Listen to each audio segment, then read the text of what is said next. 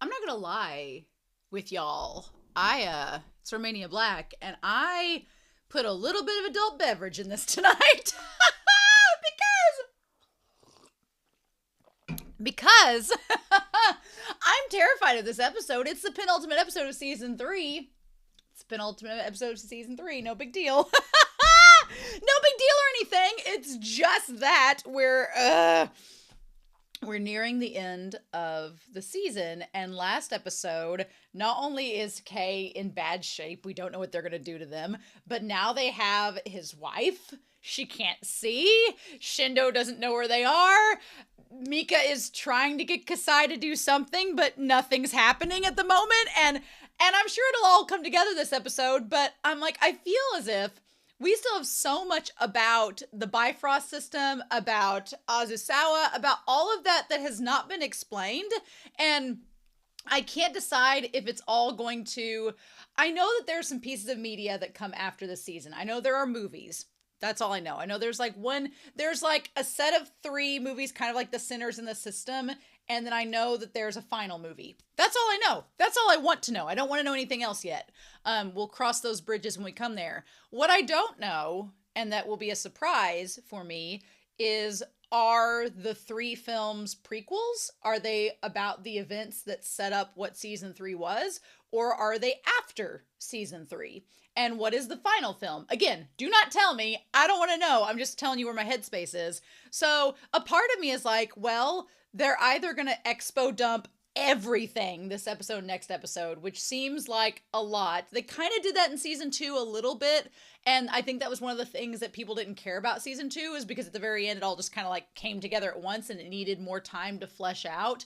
So I'm afraid of that happening again with this season. I would hope that they would have learned their lesson and not do that this season.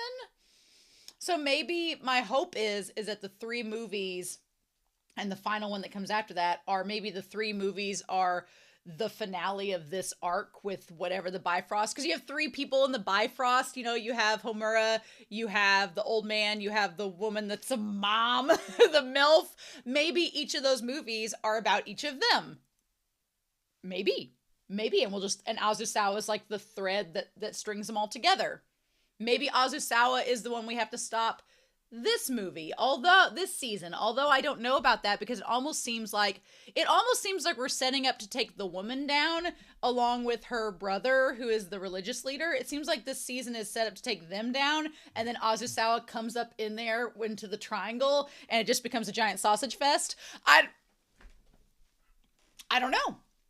It seems because they've talked the last couple episodes about taking him down and using him as a pawn. And I don't know. Something about Azusawa just makes me feel like, oh, they're not going to use... Azusawa is not the type to be used. He ends up using you. So there's that. But I don't know if it's all going to get resolved this season or carry over into the movies. I don't know. I just want... we haven't had any like major hero side deaths. I don't want any. I feel like we've had enough. I feel like this series we've done enough. Kagari was enough. Masaoka was enough. We lost Makishima. He was a bad guy, but still we had to lose Kogami for a while. I feel like we've gone through a lot. You know what? It's been a hard time. We even lost Ayanawa. We lost her too. We don't need to lose anybody else. I feel like we've suffered enough. We learned our lessons. It's all good. I have a few comments before we start. They're pretty much all from Anime Annie, who's been catching up with my reactions, but I liked Anime Annie talking about Shindo kind of being like Bruce Banner from the Hulk and from the Avengers, in that they kind of like Kay uses a calm down phrase to get Shindo to like come out of the mental trace, which is what happens with Bruce Banner. They kind of calm him down. I like the idea of Shindo being like the Hulk, but not hulky, which is really cool. I like that. In episode 2, the Japanese audience, because we were talking about subtitles, and I remember in episode 2, they said Nissan instead of Akira. The subtitle said Akira, but he said Nissan, and I'm like, well, that's not Akira, that means brother. And so Anime Annie pointed out that if you are a Japanese audience watching for the first time, you would hear him say Nissan and you'd learn the brother's name, Akira, later on. But if you're from an English-speaking audience that were reading the subtitles, or any international audience that's reading the subtitles, you would have heard the name first and then would have found out they were the brother later. So I thought that was kind of cool how you learned information based on your language skills with the show. Interesting. And then episode 4, Azusawa, when addressing Inomiya during their final confrontation, uses the suffix kun, which is usually for derived as familiarity between men, which I really like because it's showing Azusawa recognizing Inomiya as a man, as a trans man, which I think is really cool. We were talking about how Psycho-Pass is really awesome, and what I love, I think, most about this series is it is so open in its LGBTQ representation, but it never has to call it out. It never has to say, hi, we're an LGBT anime. Did you know that? And here's all these characters that fit these broad spectrum of different sexualities. It never calls attention to it. It just does what anybody in those communities wants. And that's to be recognized as a normal part of society. Like, it never calls them out as being like a special entity. It's like, no, Inomiya is a trans man. End of story. Shion and Kunozuka are in a relationship. End of story. Like, it doesn't need to be called out. It doesn't need to be specialized when it's just this idea that this society treats it as something normal. And I love that. I love that so much about this series. It's one facet of it that I think is amazing and why people should watch it more. But yeah, I really liked that it showed Azusawa respected Inomiya's pronouns and respected who they were and what their choices were, which I thought was really, really cool. Speaking of Inomiya, though, we were talking about, I made the joke in episode 4 of Inomiya choosing the elevator instead of the stairs. And Anime Annie points out that Inomiya had the big suitcase of gold, so that it would have been hard to carry it down the stairs. But symbolically, it also points out that Inomiya chose to try to run with the gold and their wealth that they had earned rather than leave it all behind and get away. And that also it was a choice when they first saw Azusawa earlier on that he could either fight Azusawa or keep taking orders. And Inomiya chose the former. Interesting, right? Interesting. And then finally, I've been giving Shindo a hard time because he has been like parkour, Spider-Man, Tony Hawk Pro Skater, just going through all of these acrobatics and then carrying the one Karina with one arm and everything. And I've been giving him a hard time. But Anime Annie's like, hey, I'm going to defend Shindo. And I do agree that, you know, Shindo's in good physical condition. They do show him with his arm dislocated. We do get that. But Anime Annie's like, if Kogami can be stabbed and shot and still, despite that condition, fight off people, then I think Shindo can be okay. And I was like, fair enough. And they were like, you know, we saw Shindo do those arm pull-ups. And I'm like, fair enough. I'll take it. I'll take it. It's just fun to make fun of Shindo because he's so cutesy, and then he goes off and does all of that. So what can we do?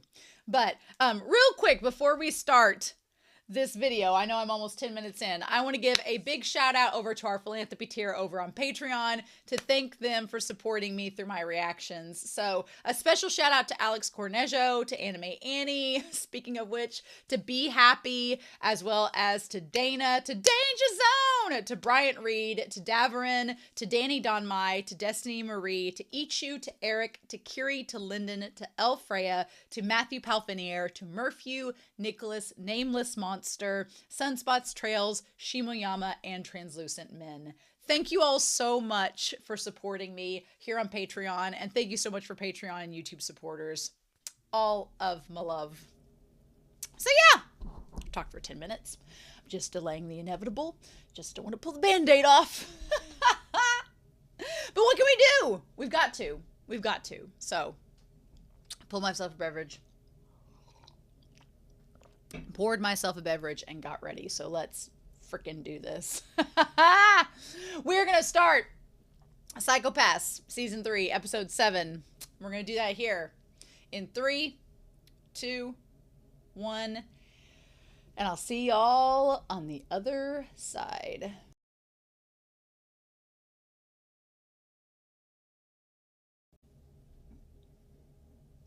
I had to go refill my coffee and make it a decaf this time. Why was I worried? I bet you all were like, Romania. Romania. Should you be worried? Should you be worried? I guess not. I'm really happy, honestly. But I was also a little bit worried for Shindo by the midway point in this episode because we found out he's asymptomatic. It's a thing. It's a thing. But Akane had safety measures installed, interestingly enough. So we have a lot to talk about in this episode, but things are starting to come together. Holy shit, this was a Red Wedding episode, if there ever was one. And if you have no clue what the Red Wedding is, it is from Game of Thrones, and it is a doozy, and this one was right up there with it. It was just like the slaughtering of a family, basically in one episode. I was like, holy shit.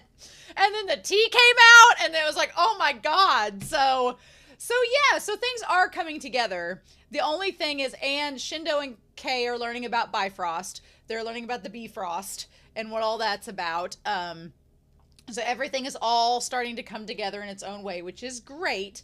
And now it's just a matter of time to find out. Azusawa is the interesting bit because Azusawa is not afraid to cut a bitch, to tell you. He was like, all right. And the thing about Azusawa that's so fascinating to me is that he does give you the opportunity to turn things around. He told Inomiya, he was like, hey, if you keep doing X, Y, and Z, it's not going to end well. And what did Inomiya do? He kept doing it. And then here he told Tori, he's like, hey, you know, we already have the risk of this operation being folded in by the Public Safety Bureau. There may be the Ministry of Foreign Affairs involved. Should you take another hostage? Do you think that's a smart idea? I don't think that's a smart idea. And Tori was just like dismissive and like, well, you don't know what you're talking about. I'm going to be a congressman. And Azusawa was like, okay, if you say so. He very much does that. He very much is like, you want to do you? Okay, that's fine. Azusawa, and I've watched so much Drag Race that everything I see in anime is now equivocating somewhere to Drag Race, even when we get to talking about messy bottoms this damn episode. But the whole point, Azusawa reminds me of that drag queen that's just petty enough. They're like, they try to help you out in the workroom, they try to offer advice, but when people don't take it, they're like, you know what? You do that. You make that dress. You see how that goes. I bet it'll go great for you. And then they just peace out and they just go do their own thing. And that's kind of what Azusawa is like. I'm just doing my job. And the thing about it is, this system, Bifrost, it does not take disobeying the rules well. I feel like it's a little bit harsher than the Sybil system. Sybil system's like, we're gonna lock you up, and that's gonna be that. But you got to be on the special list. I feel so bad for Kagari. Kagari's got the worst treatment in this whole series in terms of inspectors. I mean, Ayanawa is really close. Ayanagi's right up there. She was like, her getting killed by her own men. Oof. That part's pretty rough. But what did our boy Kagari do? Not much. What happened to him? Kasai had to kill him. I'm like, oh, thanks, Kasai. But I don't know. He didn't get roasted alive by the round robin. The round robin roasting her alive, like, she suffered. She was screaming. At least in the case of Kagari, he was just gone and he didn't have to suffer. So we think. So there's that, but okay. So let's just dive in this episode. There's a lot to talk about because we need to get through this. So O'Brien calling Teresa on a first name basis. You know, there was actually a lot of romance in this episode, which I was like, all right, good. I was so glad that Kay and I had been worried about Mai. She's the last person I needed to be worried about. Apparently, girl doesn't need us to worry about her. Nope. I mean, when she's blind, sure, problematic. But when girl has her sight, deadly. I'm so ready to talk about them when we get to that scene. But yeah, so Teresa and O'Brien sadly both passed in this episode, but they had their moments. They clearly got it on. They got it on so hard. He was like, my former wife died, and then she helped me raise my kid. You read between the lines. I can't believe that O'Brien put a bomb in himself. I'm still just like, And the whole idea, here's my one qualm with the whole episode. Right? I could understand this being in the future. And at this point, they talked about cancer treatment and like, they didn't say curing cancer, but they said treating it. So I'm like, okay, all right, seems a futuristic thing. Who in their right mind would go to get cancer artificially induced? Who would do that? Who would, because they said he was like in artificial cancer research. What are you doing? I mean, I guess if you're messing with artificial cancer to research it, to try to find a cure, I guess that makes sense. But that sounds like a whole boat of nope. Why do we need to be inducing it? Why do we need to mess with it that way? No. And then the fact that he found out that he had been like artificially induced to having cancer, I'm like, oh my God, that's terrifying. No, thank you. Nope. There's enough things in the world that cause it. We don't need it to have an artificial creation. Hell no. And the fact that the one thing was O'Brien was like, I guess at this point his son was a vegetable and he's like, he's never getting cured. And he knew everything was going to hell in a handbasket. And he was just like, YOLO, I'm done. But the fact that he was like, oh, I'm glad they did it. It steeled my resolve. I'm like, Having had family members that have had cancer and seeing it and what it does to a person, I would not wish that upon my worst enemy ever. And just the idea that that is a thing that happens in this story, in this world building, I'm like, nope, no sorry, Bob. That's a hard pass. That's a hard no. But okay. So we're gonna have like the original plan up here. And that's not very visible, unfortunately. So we're going to see if we can make it visible up here. So let's try this. Let's try this again, shall we?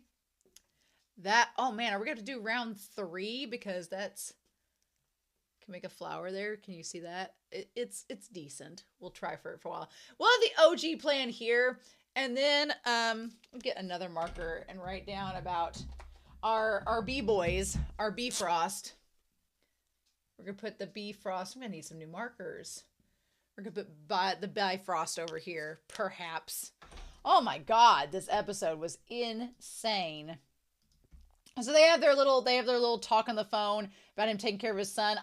The one good thing about all of this is now the son is basically a ward of the state. So even though he's basically in a vegetative state, he's fine. There's nobody that can hurt him at this point. He's going to be okay. I mean, he doesn't know that his foster mom and father are dead, but what can we do? And so then we go to the intro, and let's get past the intro here. And then get to poor Kay. Kay, like, went through the ringer these last 2 episodes. Like, and the fact that he's so emotional, I can understand why he gets mad at Shindo, because he's like, you were supposed to watch my wife, make sure nothing happened, and she's now in front of me and she's in danger. And even though she can very much take care of herself, she was blind and also restrained. So what I like about this series is they really do show like a married couple and their relationship and how he was so devoted to protecting her. But yet on the same vein, girl can protect herself. So hello, equity. How's it going? I feel like I'm reading Berserk at the same time, and I'm reading the manga, and I won't spoil anybody with Berserk, but if you know anything about it, then the main 2 characters are like kind of together-ish. And the thing that I want for the female character to be badass and to be able to hold her own, Mai embodies in this episode. And for someone that's very frustrated right now with the storyline I'm reading in Berserk, Mai has given me so much like just satisfaction. Like, even though she ends up in the facility at the end, which we'll talk about when we get to it, still the fact that she's able to save him and was just like ba-bam, and she talks about how she didn't need to save him. He could kill all of them in that room, as she says, but she didn't want him to get in trouble as an inspector. She knew he was trying to have a more peaceful existence, and she didn't want him to backtrack. And they both were trying to escape the violence. And she's like, the only way I'm going to save all of us is to get rid of you right now, to Tori. And that's what she had to do. And it was just self-defense. And girl, just so satisfied with that. So satisfied with that. So he says he has information about his brother. So let's get up here. So Tori and Tori and, oh, whatever her face is, S-Mom, we'll call her that for now. A lot of these names, like Shinogi and her name, like Shanghai or whatever, they're all so similar, and there's like 1,000 K names in this series. It can get hard to keep track of everybody. But let's talk about the mom and him. So they knew Akira, the brother. Okay.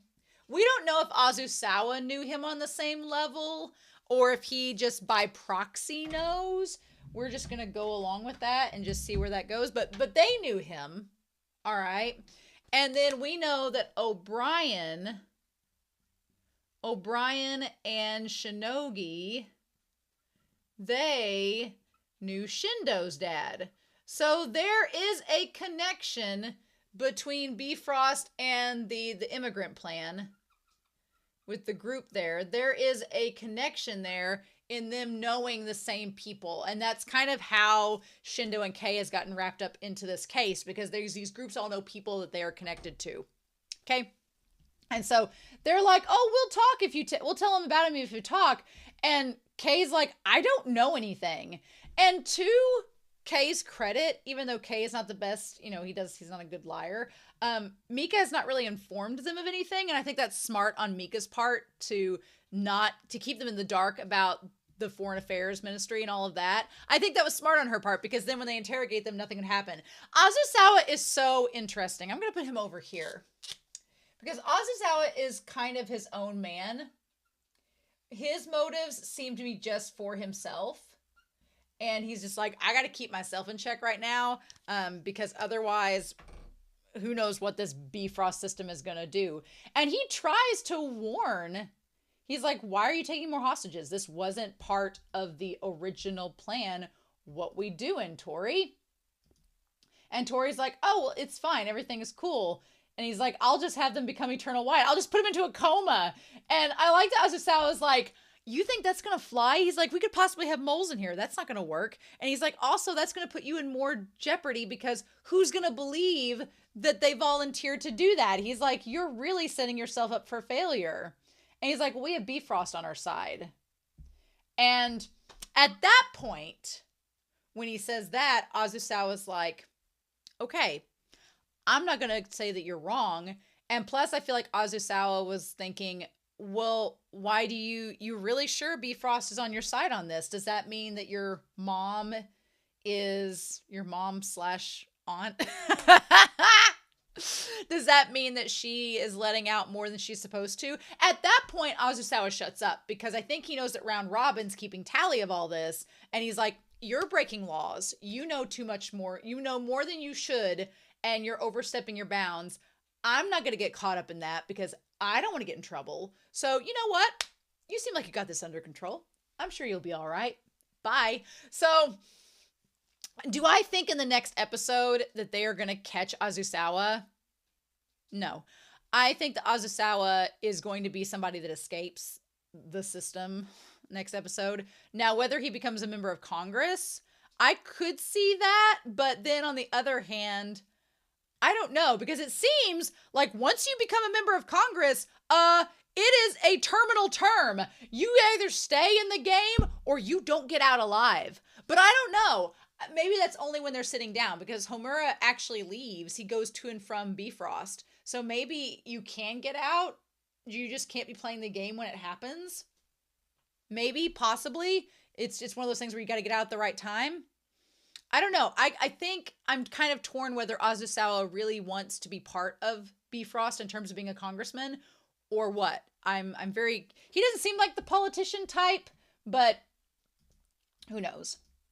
So anyway, Mai gets thrown in with Kisaragi, which I'm glad that Kisaragi and her, I really like that Kisaragi was trying to comfort her. That part was really sweet. Like, she was trying, again, I like that this show doesn't do the really stupid, like, jealous spouse, jealous girlfriend, boyfriend trope. They're like, no, we're all kosher here. That trope isn't used. And I like that she was trying to comfort her instead. So Kurisu's son joined Heaven's Leap because of Nisei. So we had O'Brien, and we had Shinogi, who seemed to be like working together. And then Kurisu's son wanted to join because of Nisei, the other one in the group. and then there was Alma. So these four were working together to basically get the crimes of immigrants, the crimes against immigrants exposed. That was kind of their whole means. And then in the process with Bifrost, something happened to Tori's uncle dad. So he died, which opened up a seat that Homura took. So something happened in the timeline where Tori's uncle died, Homura took his seat, and then from there, Tori got into Heaven's Leap to kind of take it over and got rid of Nisei and joined the fold and kind of worked as a fox in the hen house. And I'm assuming it's because she, S-Mom over here, probably did not want any of these plans advancing. So it was the idea of, I'll put my son in this situation so that they can't mess up any of my plans so I don't lose as dealer with the Bifrost. And while we're in here, we can kind of expose this system and control it. So we have another avenue of adventure, and then Azusawa got involved as well.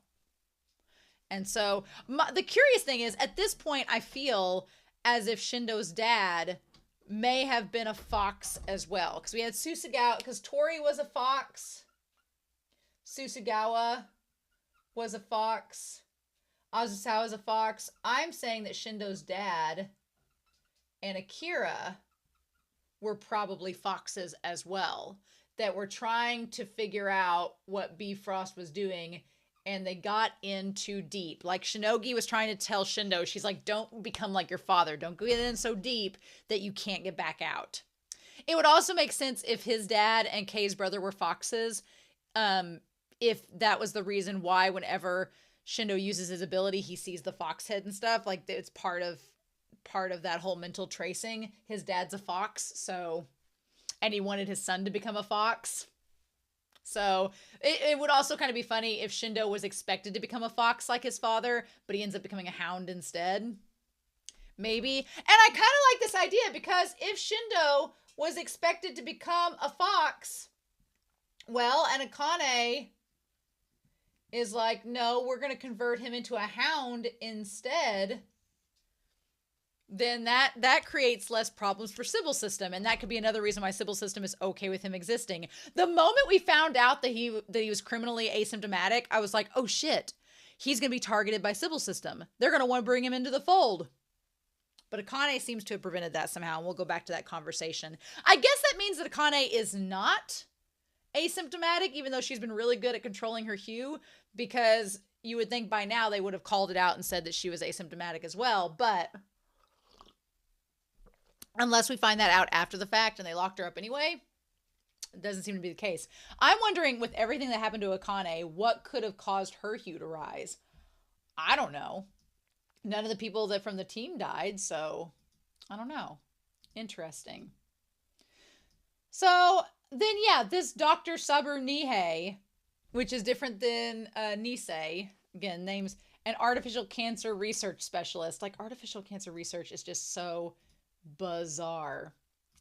So I like Tim and Eri are just on board. They're just like immediately like, let's go do things. Let's go wreck the system. So meanwhile, while Kisaragi is comforting May, Kei wakes up, finds out he's been untied, and someone has left the signet as well as the watch for someone else. So let's think about this. O'Brien had his watch and ring on him. Shinogi had it on her. So that just leaves Nisei and Alma. Alma's from the last episode. So it must have been Nisei's that I'm assuming Ganoza and Sugo took from the place where Nisei was being hidden, because they said they rescued him, gave the ring and the watch to Kei to use, and then they met up with him afterwards. Awesome. I'm interested that Kogami wasn't there, I don't think. He's back with Frederica holding down the fort. I plead the fifth and believe that they can't have too many hot men on screen at one time. Kei was pushing it. Kei and Sugo and Ganoza on the screen at the same time was pushing it. It was too close to critical mass hotness.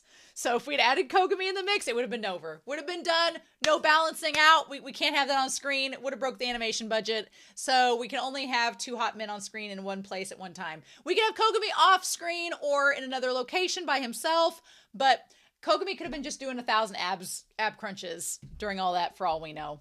Who knows?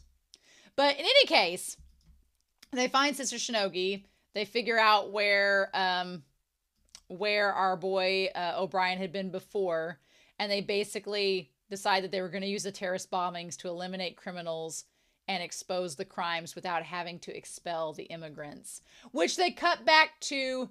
They called it this final salvation plan, is what it was called. Final salvation. And it was a way to try to like point out the crimes without hurting the immigrants anymore, which was like the bombing that Alma died during to keep it from hurting where the immigrants were being trafficked and saved and rescued and hidden at the time. So yeah. And your father. And so at that point, they talk about the idea of coming together to like try and expose the crimes. And then they thought of the terrorist bombings. And I like that at that point, whenever they're saying it, Shindo's like, you should have never put that into action. I like that Shindo's like, hey, it's cool that you wanted to expose these crimes and help try to get the immigrants more, human rights, but doing it through terrorist bombings was a bad idea. And that's when she says, your father said the exact same thing. I feel like Shindo wants to know so much about his father, and people keep teasing him with information, but they're not telling him. And I'm like, quit teasing Shindo and give him some answers, damn it. Our boy's tried so hard. He just wants to know. Y'all need to give him some answers. He's trying his best. And so that's when she mentions that Bifrost kept them from talking about it. Meanwhile, Tori is talking with I'm assuming Azusama, or he's talking with the older man. Have the Gears accomplish their final objective? Okay, no, that's the mom. So the mom is telling him that there will be an open seat in Bifrost soon, a seat for you, and the rest will work itself out. Well, that is exactly what happened. I'm like, also this woman, her outfit is still the most like confusing thing. Like she has lace all up and down her arms and everything, but she almost looks like a doll the way that the outfit is constructed. It's so bizarre. She's like, you're gonna succeed to my brother's seat, which Homura stole. I'm like, that is so freaking creepy. We're gonna win the game. I like her biggest mistake was telling all of this on the phone while Azusawa is driving her. Because a few episodes ago, Tori was like, hey, Azusawa is trying to butter you up. He's trying to manipulate you. And she was like, everything's fine. Don't worry about me, little boy. Clearly, that's what was happening. I wonder if she had a lot of plastic surgery done because he's a full-blown adult. She's definitely an adult. I don't know. I just like that Azusawa is like, yep, time's up indeed. So anyway, Kei comes in there and rescues Mai and Kisaragi, gets them out, tells her what's going on, and then they try to work their way out to the end. I definitely got Banana Fish vibes from Kisaragi, like climbing over the top of the wall as he like helped lift her up and give her a boost. I felt like Eiji and Banana Fish pole vaulting over the wall. Gave me definite vibes flashing back to that. And she gets to go with the watch. I like that at first she doesn't want to go, but when he gives her the watch, she's like, okay, I actually have a piece of information that we have to get back to the others. That's my mission now. That's my objective. That's my motivation. Okay, I'm good. We're going. Fine. You got me to go. Let's do this.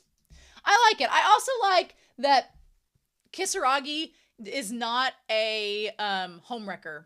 And I don't think she is in the after credits too. She said she trusts Kei. She's willing to like bear her sins, which is possibly about Bifrost and Azusawa to him. So I like that she's just like a platonic friend to Kei. Because for a little bit, when I was suspicious of her character, I kept thinking, is she going to try to like cause Kei to try to cheat on his wife? Because I don't think that's going to happen. Would you cheat on each other if you were Kei or Mai? No. So I was like, what is her character going to do? Is she going to die? And it doesn't seem like that's the case. Instead, it seems like she just becomes this platonic friend to him, which good for you, psychopaths, for being progressive. Anyway, So they try to get away, but Tori attacks them once again. How many times did Kay get, like, zapped in this episode? He got tased at least 3 times. How this man, his heart has not come out of rhythm, I don't know. Because he was tased a lot. So all that we know about Bifrost at this point is it's a powerful organization that controls a group called the Foxes. That's all we know. Everybody's on the same playing field now. Everybody's on the same page. We all know the same thing now, but that's as far as we know. All the characters know what's up, which is nice. And then he's like, the boy is a weakness to Teresa and to me. And so he's like, he was our hope. And we see the flashback of him saying he wanted to improve the plight of the immigrants. And we see them all passing out the pamphlets and everything. And he went to join Nisei. And then that's when he got involved and Tori hurt him. This wouldn't have happened if Nisei were healthy. So yeah, there was a lot of discussion in this episode about fathers and sons and about parents and children. You basically had O'Brien, who's willing to sacrifice himself. He said it was for his son, but Shindo pointed out that no, this isn't about your kid at all. You're doing this for your own selfish desires. Then we have Shindo, who is trying to find out more about his dad. Here's the scary thing. Kay did not sell out to find out information for his brother. 1, because he didn't have any information to give, really.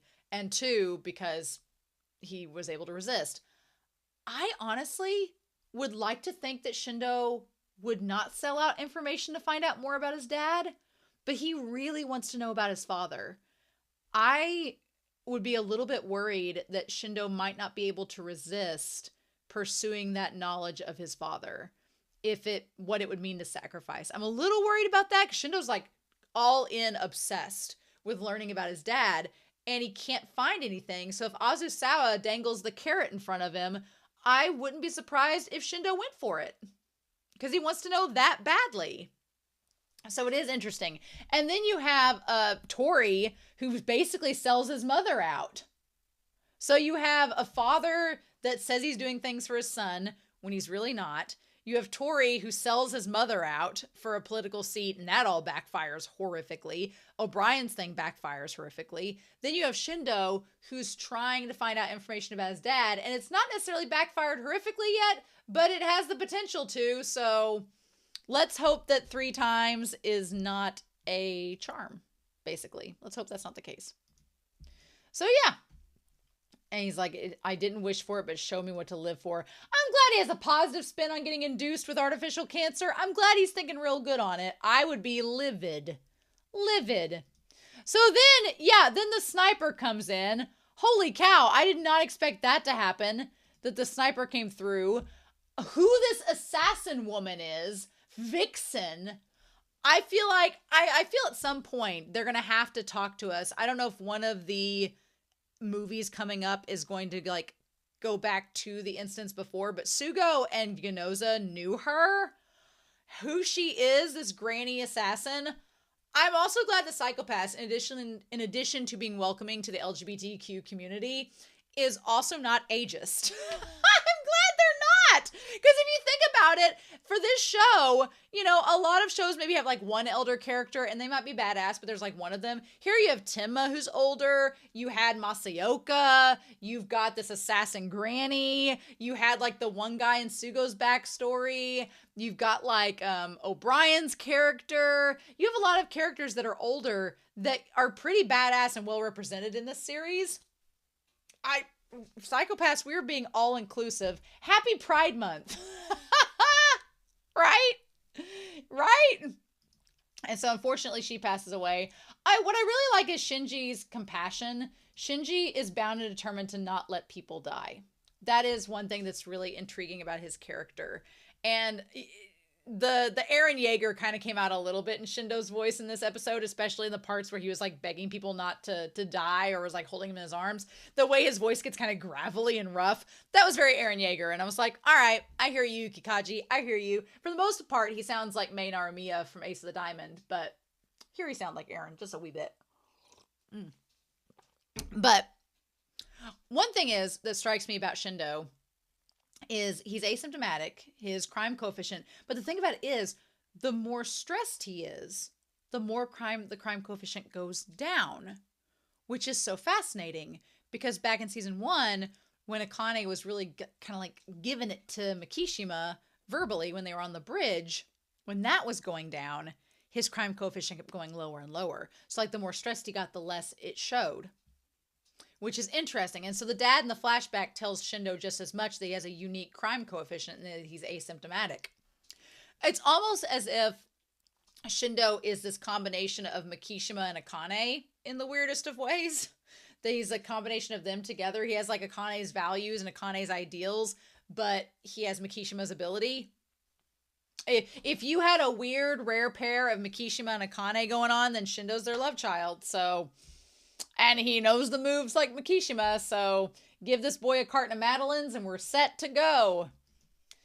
But the thing about it is, when he does the mental trace, he sees his father in his arms. He also sees his father later with like the bullet hole through his head, which was pretty disturbing. So I'm so curious. And then there's that line: if an entire century were to pass in the moment, and we see the fox, it would not seem strange at all. And he said, "It's raining. It's mournfully raining. This is the truth." So, interestingly enough, it's almost like his dad taught him the mentalist ability. And he was like, this is the way you're going to find out the truth of situations, is if you access this ability and you're asymptomatic. So your crime coefficient will never raise by doing this. It's just going to mentally strain you. Interesting. Interesting indeed. Oddly enough, Shindo doesn't seem to be bothered by the fact that he's asymptomatic, but maybe he doesn't realize. But I'm sure he does. And that's interesting to me because they kind of established in season 1 that was the one thing Mikishima was kind of like, he didn't, that was Kogami's theory about Mikishima, whether it's true or not. I like that Eri is the one that snaps Shindo out. Maybe Eri's becoming an anchor. Maybe that's because Shindo seems to trust Eri a lot because him and Eri have had a lot of time together. I really liked this part here where Eri was like, we're enforcers. We're not just a shield. Where he's like, we're enforcers. That's what our job is. And Shindo, claps back with, enforcers are people, not shields. And Eri's just kind of like, oh, thanks, man. Eri's like, thanks, bro. That's really nice of you to say. But I'm still going to go out and look after this sniper. So, yeah. So this part here, I was trying to think. Give me just a second. I'm going to listen to this. Because his phone goes off, right? Okay, so I think that was Tori. And he's like, psychopaths exceeding the regulation, value detected in Shinmisu Ibashi. Okay, so yeah. So basically, it sounded like Tori was telling him to go through with the bombing plans. And it seemed like O'Brien was still trying to seem like a double agent in that moment to make things seem like they were going according to plan. I guess so. In any case, Kisaragi gets discovered. That was so funny when when everybody was like around Kisaragi and they're like, are you okay? Is everything all right? Did you make it out? And Timma's like, so nobody's going to care that I got shot? Timma was such a boss in this episode. He was hilarious. I was like, oh my gosh. And then Shindo getting so pissed at the fact that Mai was taken away. I think he was not only mad because he's like, shit, Mai was my responsibility. I was supposed to watch after she got over there. But he also knew that Kay was going to be so pissed too. Not only worried they were in danger, but also being like, oh, Kay's going to be pissed at me when I see him again because we let this happen. So then they get all the watches together. They can't go to Heaven's Leap because Kasai hasn't given them the word yet. But they find out that the last target in the Salvation Plan was targeting Komiya because she's the governor. And they're like, if they kill her, then it's going to create this power vacuum. Which is a problem, but at the same time, they were going to use it as a means to make their plan go into motion. Okay, and Shindo's like, this case is so critical it can't be closed until the culprit is dead. And then I love that Shindo's he gets so fired up and emotional. He's like, he can't get a hold of Karina and he's so mad about it. Shindo is such a flirt. Oh my God. This whole scene between Shindo and Mika and them, he is such a big old flirt. And they talk about the power vacuum and everything. And he tries to call, he's like, they could have stopped the plan at any time, but they're going through it. It's like Kurisu's ultimate goal is to expose the society that produces discrimination, but that's not Tori's. And Shindo's so close to figuring out the connection with Bifrost, but he just can't. He can't connect the dots. There's not enough evidence. And I like that, Hunakawa's in the back being like, is there anything we can do? Or are we just kind of stuck not being able to do anything? So then we get back to Mika waiting on Kasai to make judgment. I swear, I hope that Mika had to stand there for a damn hour while they were all chit-chattering in the bots. And the brains were all collaborating. The hive mind was getting together. And I want Mika to just be standing there. And it's like Neon Genesis style elevator music. Like, dee, dee, dee, dee, dee, dee, dee. And she's just like, we're gonna get this meeting done anytime soon? No? Okay. Like, that's it. I need that. That's so funny. Like, Mika just getting put on hold by the Sybil system is the funniest shit. Also, I feel like, Kasai and Mika, they've really let their offices go. They've really gotten into the grunge era. And she's like, all right, we've decided that, I feel like Kasai has decided that Bifrost has gotten a little bit out of hand. Because a few episodes ago, they're like, are they trying to challenge us? Or are they just a bug in the system? And I feel like at this point, they've determined, no, they're challenging us. This is a problem. We need to take care of it. My question is, are they connected with Homura? Is Homura involved in all this? We don't know. But damn, the fact that Sugo and Ganoza were there the whole time. Hell yes. I love it. I love it. I also love that when he's like, you're with Mofa, it sounds like he's saying that Ganoza's a mofo. And I'm like, well, he is a badass, I guess, if we can assume it that way. He's like, I've saved you twice now. And then Sugo just popping in, being like, they have Nisei. Okay, so they got him out of there. And then the moment that Ganoza passes him the baton, that felt like such a former inspector handing the baton over to the new inspector, being like, you drop this, here you go, you're gonna need this. It felt like a passing of the torch moment, because even though Ganoza's not necessarily an enforcer, he's not an enforcer and he's no longer technically an inspector either. It's kind of like he was passing on the reins to Kay. It was such like an intergenerational moment. I really, really liked it. It was great. So yeah, so Shindo gets through to Karina. Now I know some people ship Kay and Shindo, and there's nothing wrong with you shipping Kay and Shindo. I can't, because Kay is married. I can't. Now, if it's an open marriage and they're letting Shindo come on into their group and have a threesome, I am fine with that. That's perfectly fine. It seems like that at times. It seems like Shindo just goes over and hangs out with them and they're like, yeah, sure. So I'm okay with that. But I personally think that for me, the best ships for me are Shindo and Karina. And then you have Kay and Mai. So those are my two ships, right? And I love that he like puts her on hold because his boss is calling, which is hilarious to me. And I get why they have to go to where the bombing's taking place. I get why they still go. But then Mika is like, what are we doing? He's like, we're going on the raid. You take care of the bombing. We're going to go in and take care of Heaven's Leap. Also, Heaven's Leap made a horrible mistake because they were like, they've made this wall and they have clear hues, so we can't use our dominators onto them. And Mika doesn't even hesitate. She's like, tear gas them. Let's go. Put my badass boss rock music on. Let's raid this place. If it had been Akane, she would have gone up and been like, hey guys, can we just move? Or like, can we have a peaceful resolution? Mika's like, I ain't got time. Let's go. I was like, you all done goofed thinking that you were going to stop her. Mika's got her boss music ready to go, right? So then Tori calls Azusawa. And he's like, Saionji has chosen to protect herself too. Okay. I honestly thought whenever Tori called Azusawa, I thought he had killed Saionji. I thought he had killed her and dumped her in the river, and he was setting them all up. That's what I thought, which he does end up setting them all up. He just doesn't literally hurt her. He had let her go. And Azusawa was like, he was playing so many hats, so many roles, and wearing so many hats in this episode. He was getting information from Saionji, driving her around like driving Miss Daisy, and then he was playing with Tori and figuring out what he was doing and how he was messing up. And then he was crossing the channels and playing both of them at the same time. Like, Azusawa seems so chill, and he does that little goofy stuff with Obata and seems like he's not a threat. He is freaking dangerous. And I'm like, oh, no. And he sets all that up in an instant. He plays them like a fiddle, and it's kind of crazy.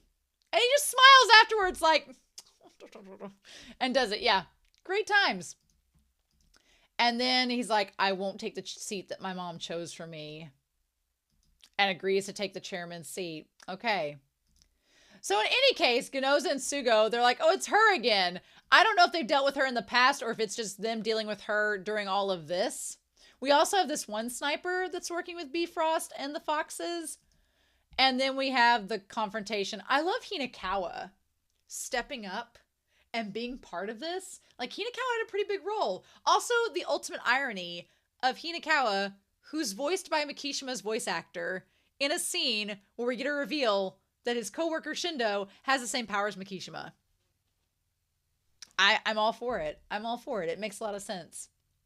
So anyway, Erie's trying to like snipe him. They're all trying to get... This scene was animated really pretty. The animation on O'Brien was beautiful. It was really, really well done. Right? Really, really well done.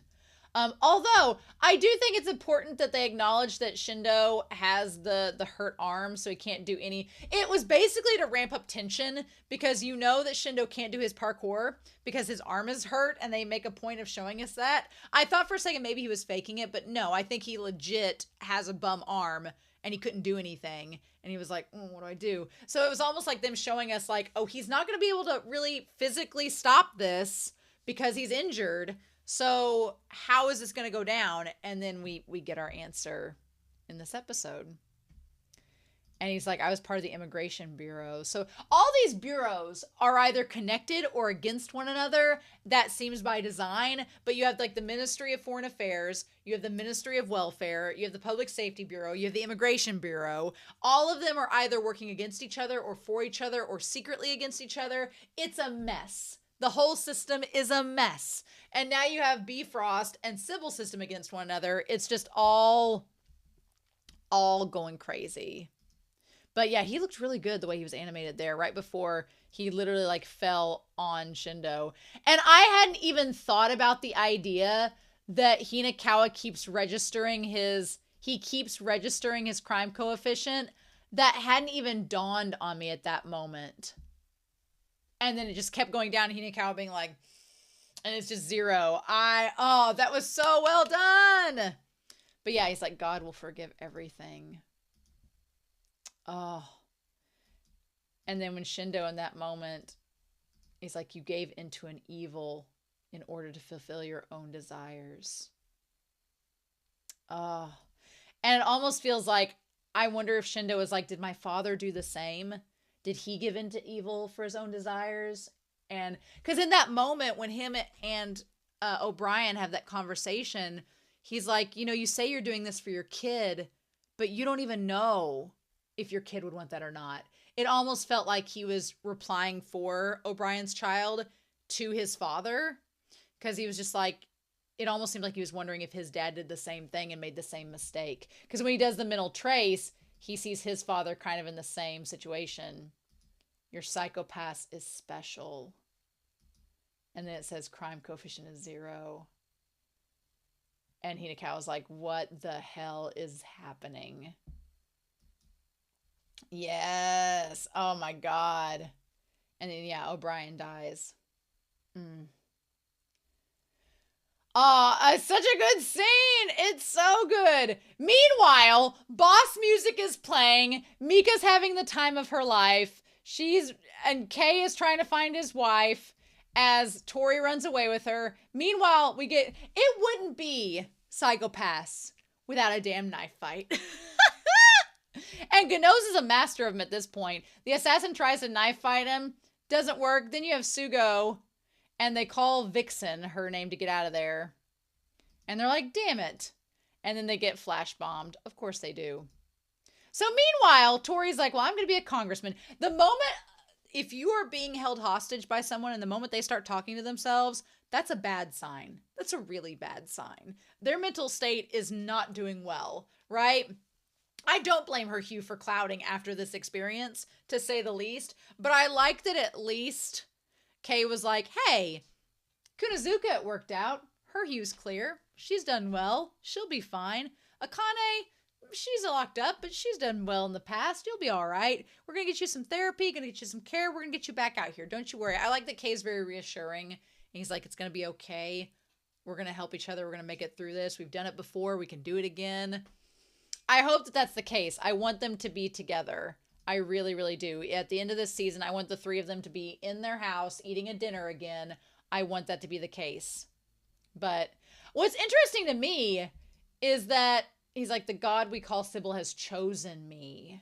That's what I think is so fascinating, is that this Bifrost system seems like it's against Sybil. Seems like it's trying to bring Sybil down, or at least show to Sybil how unnecessary it is and how they're superior with the whole round robin thing. So the fact that Tori says that Sybil chose him, I'm like, did Sybil choose him to become part of the Bifrost as a congressman? Because that seems a bit counterintuitive. So it just seemed like Tori was really confused about what Bifrost was, what the setup was. I don't think he could have handled Bifrost for more than like one round. I think he would have got zapped anyway, because he seems a bit unstable emotionally to start with, especially when he's faced in situations like this. And Kay, the moment Kay said, don't shoot her, shoot me, May probably decided in that moment, I've got to kill this guy or he's going to shoot my husband, and I'm not going to let that happen. Damn, girl. I mean, she walked the walk and she talked the talk. I was like, holy cow.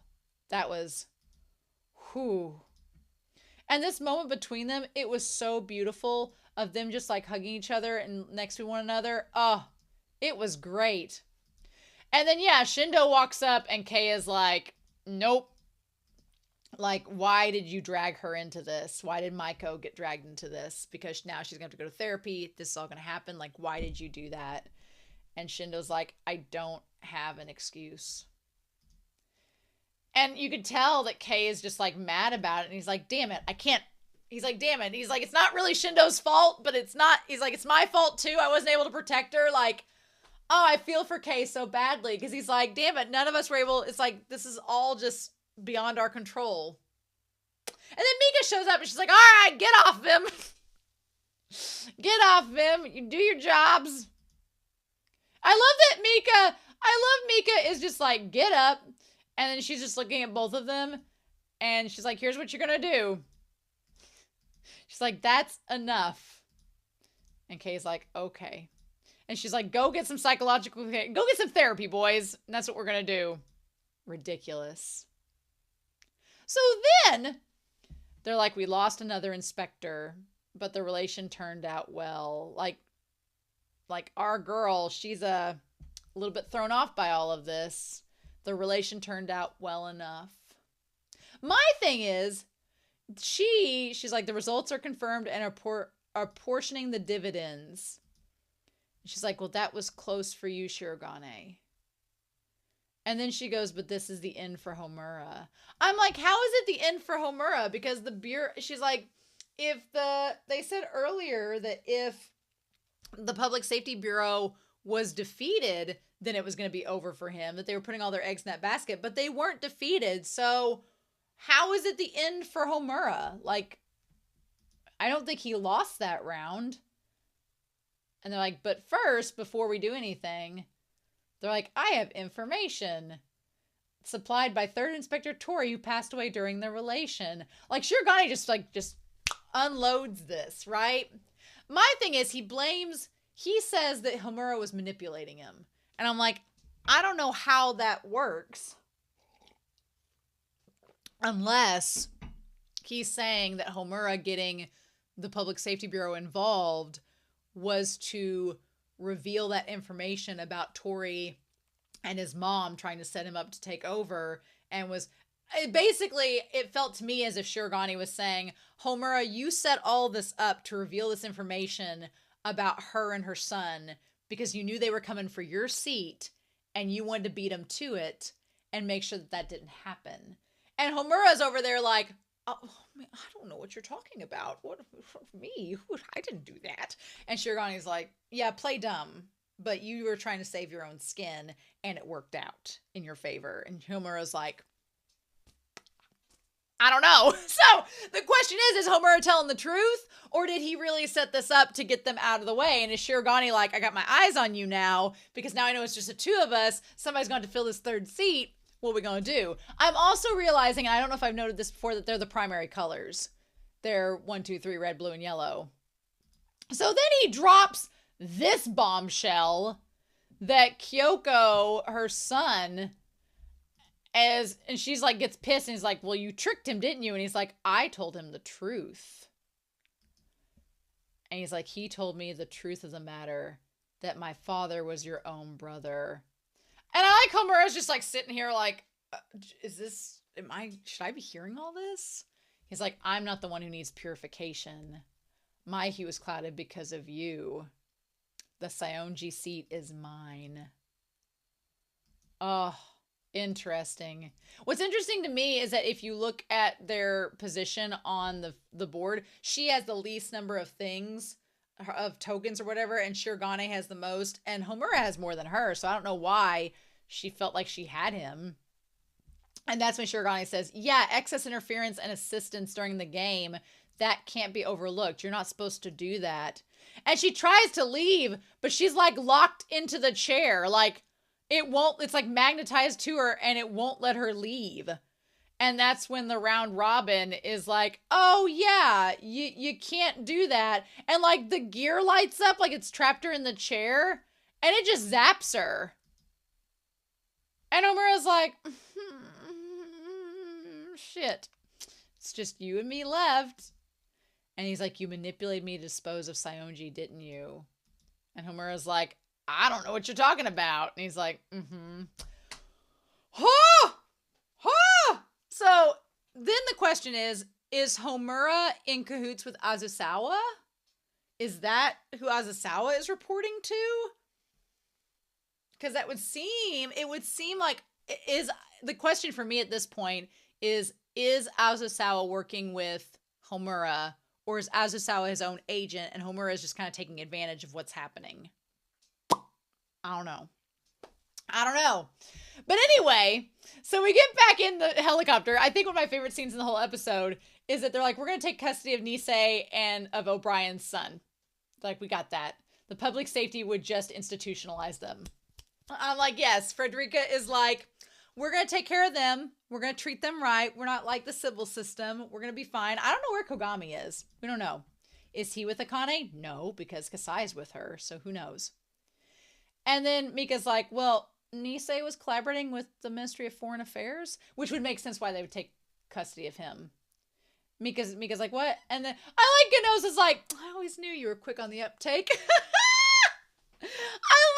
Again, Anime Annie, we were talking about this, and I know some people ship or want to ship Mika with Genoza. And again, I have nothing to say against y'all. Y'all ship who you want to. It's perfectly fine.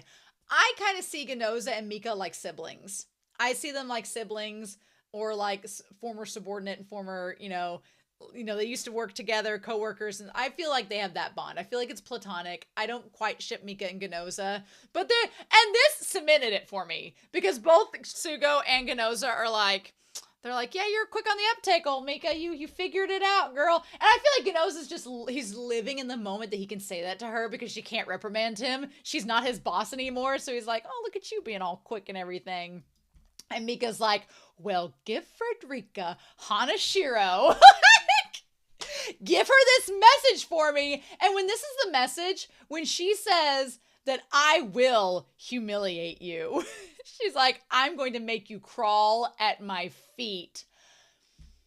Look, I think that Frederica and Mika could have some serious And pardon my language, I think they could have some serious hate sex and it would be amazing. I think that Mika's into that kink.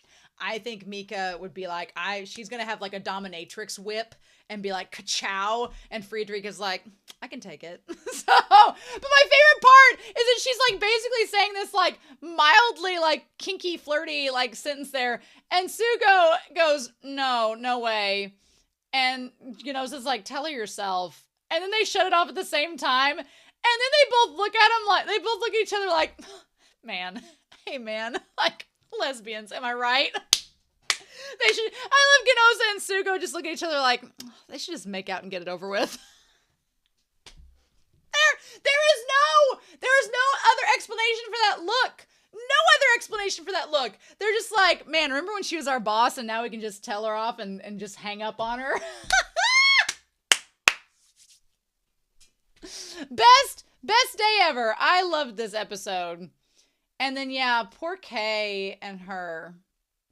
He's like, Hughes have recovered with treatment before. You're going to be all right. And he's like, murder won't necessarily raise your crime coefficient. He's like, look at us. And he's like for inspectors and defense force soldiers. And she's like, oh, I'm sorry. And I just feel for him because Kay is so emotional and he's so like empathetic. Like both him and Shindo, they're both big empaths. And I'm just like, oh. And just him and her, he's like, you'll be fine with some psychological care. Sybil took us in and we have to believe in it. I really like that. I like that explains so much as to why Kay is on board with the system, is that because he's like, well, they took us in. We just have to have faith in it. It'll be all right. They're going to let us out. You're going to be okay.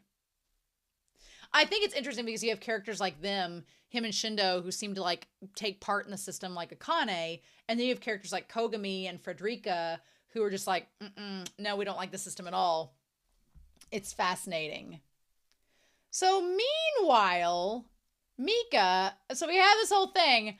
I like this shot of Shindo with the little pin, doing the little Sailor Moon like pin on his nose, like trying to figure out what to do. You can tell that Shindo is just sitting there with his knees caved in, like, Kay's gonna be mad at me when he gets back. Because we see like his empty seat by Shindo. He's like, Kay's gonna be mad at me when he gets back. And I love that Timma is still like, so did I get shot for nothing? He's like, did I just get shot for nothing this episode? And Hinakawa's like, Timma, calm down. We used it. You helped us expose the ring. Everything was fine. There was a reason behind it. It's hilarious. Love it. It wasn't for nothing. And he's like, Shindo, you did good. You shouldn't beat yourself up. And Shindo's like, well, unfortunately, now my crime coefficient thing has been exposed. Because that's when Mika, he says, oh, what does he say here? Hinakawa, he's sending the report to Mika. And that's when she gets the report with it regarding the decline during pursuit of Bomber.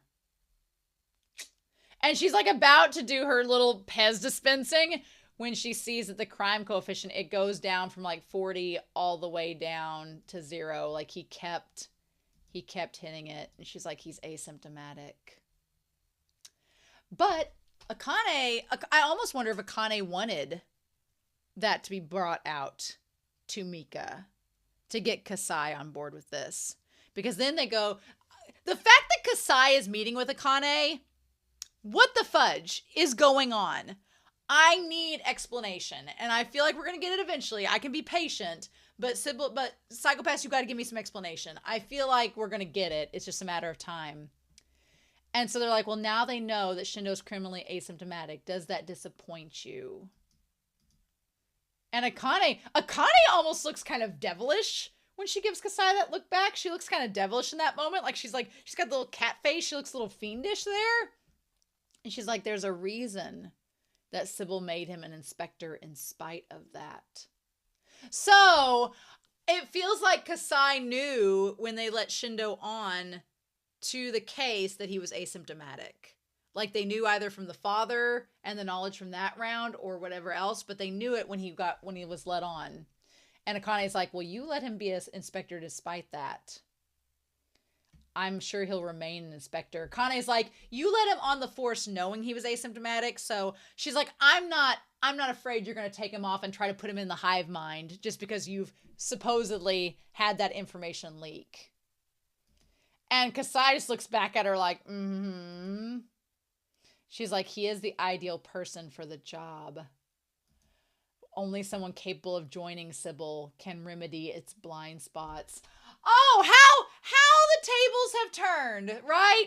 Which it makes sense because let's be real. Back in season 1, there is no way Mikishima would have worked for the Sybil system. He was completely against it 100%, right? So it made sense they wanted him to become part of it because they knew they couldn't control him by being an inspector. So the only other logical conclusion was, well, if you can't work for the hive mind like Akane has, then you need to be part of the hive mind. But the fact that Shindo is kind of like Akane in her ideals, Kasai is like, we've talked about it, the groups collaborated, and we realized that Shindo's basically a perfected version of you, Akane, is basically kind of what Kasai is suggesting, that he's like, he is capable of joining Sybil so he can remedy the blind spots. It seems like it's suggesting that Shindo is the upgraded version of Akane, which we know that's not true. There's only one Akane. But he's, in Sybil's mind, going to do what Akane could not, and that is be asymptomatic and on the same level as Sybil. Mm-hmm. And Akane says, once the hares are dead, the hounds are expendable. Which is interesting. And she's like, I'm not going to let you sacrifice anyone. So once the hares are dead, the hounds are expendable. Meaning, like, once you don't have any more prey, you don't need any more hunters anymore. The thing is, the foxes are what they're after. So I almost wonder if, you know, in this case, because for Sybil's system, the hares would be basically any latent criminals or any bugs in the system. So if we get rid of any bugs in the system, I guess the Sybil system is trying to figure out if Bifrost and the foxes are hares or foxes. Because a hare is a bug in the system. A hare is something that needs to be exposed and needs to be taken care of, but it's not a threat. And once there are no more bugs in the system, once the system's perfect, we don't need the hounds anymore. We can get rid of them. And that's what Akane is like, you're not sacrificing anybody. We're not going to have you sacrifice people. That's not how this is going to go down. But the foxes are not hares. The foxes are a challenge. They are a challenge to the system because they potentially kill the hares, right? So that's something a little bit different. And so I'm curious what Akane is going to be saying about this and how she's going to affect this. They will reach the truth on their own. Meaning they're going to find the end of this case. Okay, I like that shot of Shindo, like, with the gumball machine and everything. But then we have Kisaragi saying, I'm going to confess my sins to you. And it's on the same place where Frederica told Sugo about joining them. And she's like, okay. So I'm like, are we going to get Kisaragi backstory next episode at the end? Are we going to get Kisaragi backstory and it's going to be exposition that's going to bust this case wide open? Maybe? Maybe? I've talked for an hour about this episode, which I've talked a lot about this whole season. So what are we talking about? But yeah, oh my gosh. I am so happy that this episode went the way it did, because I'm not going to lie, I have been holding off on this episode for like a week because I didn't want to watch it because I was like, no, I'm too anxious. I'm too worried. I don't think it's going to end well. And Psycho-Pass is like, now just sit down. We got you taken care of. You're going to be okay. I'm like, all right. Should have trusted you, Psycho-Pass. I should have trusted you. So, in any case, I'm super excited to see what's going to happen next week. So, I hope you all are as well. But I hope to hear your comments down below. This was the penultimate episode. Next week is the season finale of season 3. Can't believe it. I'm excited to see what happens. But I also hope you all have a wonderful week. Please stay safe, take care, and yeah. I'll be back next week with episode 8 of season 3 of Psycho-Pass. Bye.